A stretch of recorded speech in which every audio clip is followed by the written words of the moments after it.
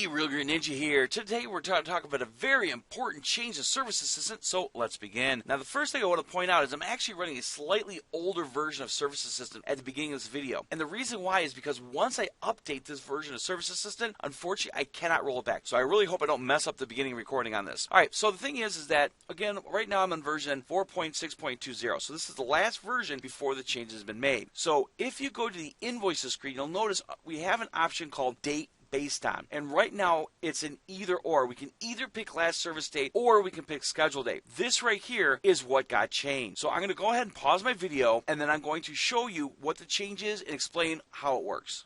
And we're back, and you'll notice I'm now on the latest version, 4.6.24. Now, the thing is like I said before, once you update, you will not be able to roll back. But the change I want to point out to you is, if you remember earlier in the video, we could do either one or the other for scheduled date or date since last service. Now, we could do both of them if we want to. Those what they call radio buttons actually turn into checkboxes. The way it works is if you only have one of them checked, it's going to behave the same as it did before, where you're going to say date since last service or schedule date. But if both of them are checked, the way the system is going to handle this is if the service has a schedule date, it's going to honor that. If the service does not have a schedule date, then it's going to be based on date since last service. Again, that's with both of them checked. All right. So remember, when you do your renewals, most companies for their fertilization programs, because they don't schedule dates, they'll actually clear out those schedule dates. That actually has become a little bit more important because, again, if we have both of these check marked, it will honor those schedule dates. So for the most part, to keep using the software the same as it was, just pick one